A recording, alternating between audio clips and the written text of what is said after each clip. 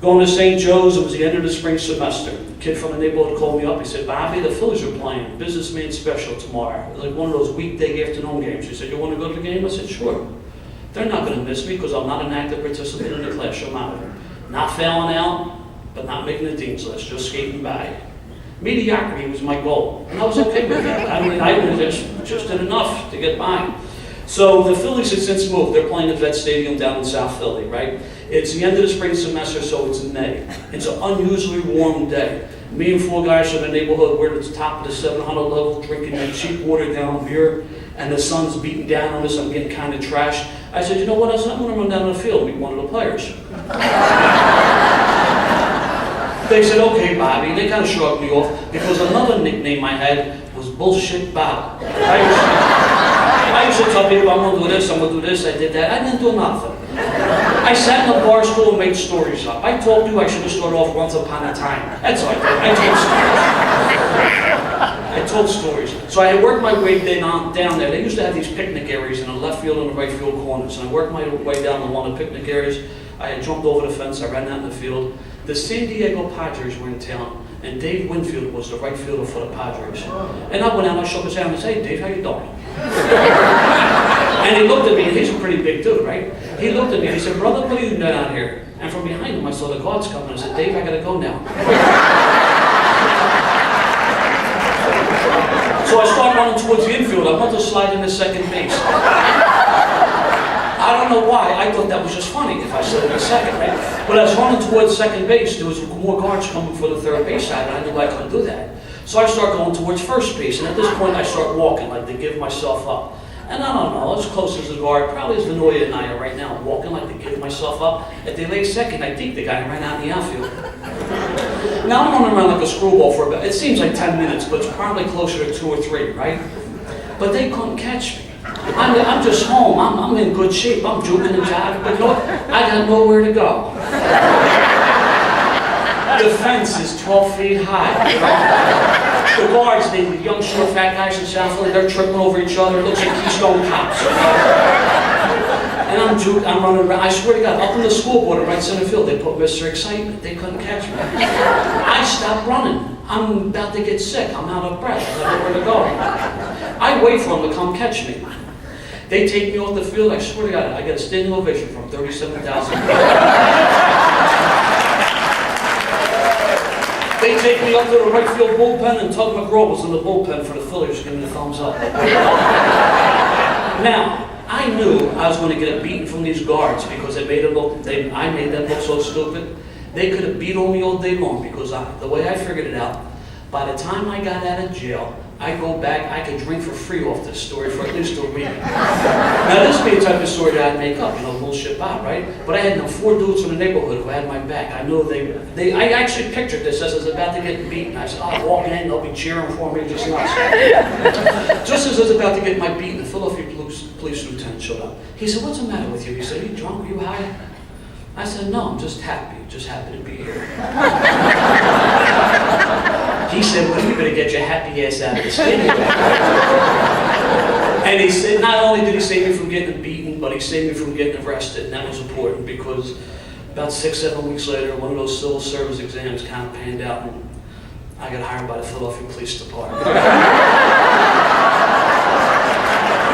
were hiring anybody back then. Now, I'm not even old enough to drink. The drinking age in the Commonwealth has always been 21. The drinking age at that time in Jersey was 18. And where I lived in Philly, I could be across the bridge in Jersey quicker than other parts of Philadelphia. But once I got on the job, I no longer needed to do that. Our mayor at the time was a guy by the name of Frank Rizzo. Frank loved us. Frank loved us. There was 8,300 of us, and we were not a gang with badges. We did whatever the hell we wanted to do, and he loved us. He had our back, and it was just great. And I remember when he swore us in, he said, fellas, in your hand, you're holding the ticket to the best show in town, and he wasn't lying. I spent the first 10 years of my career up in North Philadelphia, where I would see the ravages of alcoholism and drug addiction day in, day out. And at the end of the tour, I would have the guys in the squad and drink to numb the pain. Because I didn't want to tell them how I really felt, because I didn't want to be thought less than. I wanted to be one of the boys.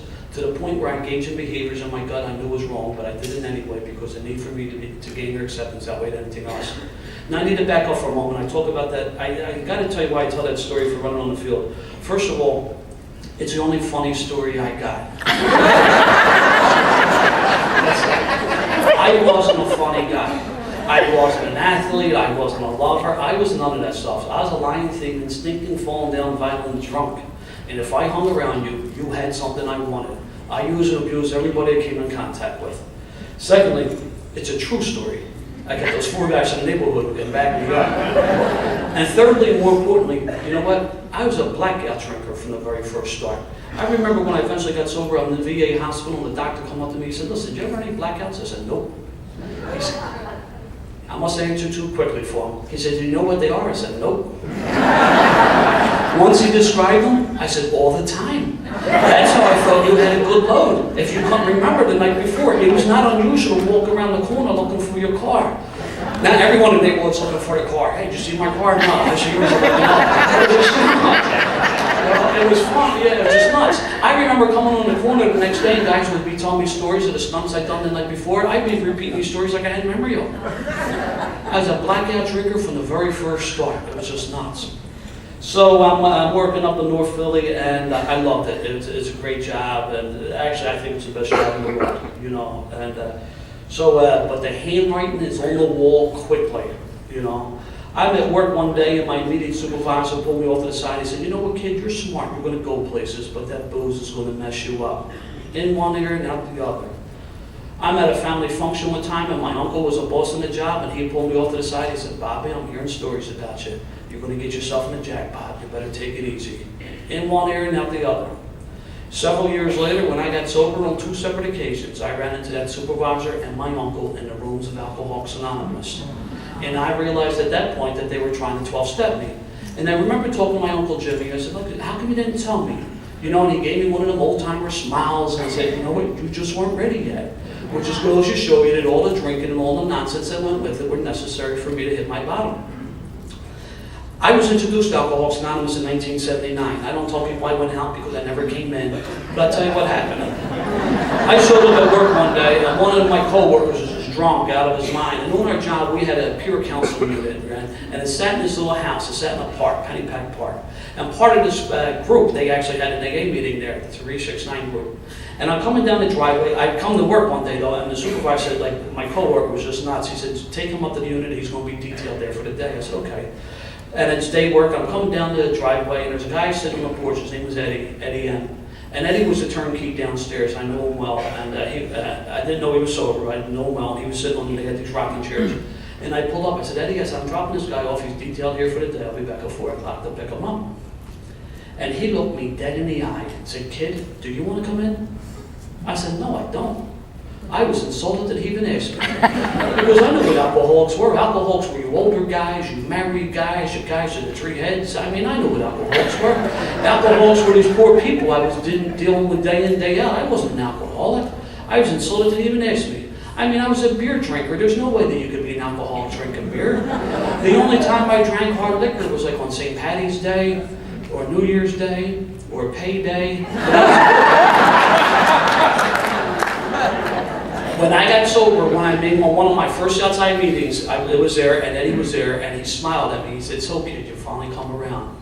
And again, just to show you that all the drinking and all the nonsense that went with it were necessary for me to hit my bottom. I was 24 years old and shot and killed a 15-year-old kid in a terrible situation that could not be avoided. You know, the psychologists now have a phrase, suicide by police, 25 some years ago, that wasn't available. I had a lot of help offered to me, extended to me, but I used it as an excuse to crawl in a bottle, and that's what I did for my next 3 years. I got sober when I was 27.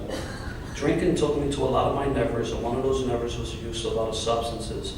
I wound up getting moved on my job, and I was put in this position. I was drinking. This is another never. Drinking, I never drank in the job before, but now the type of work that I'm doing, I justify that drinking's okay.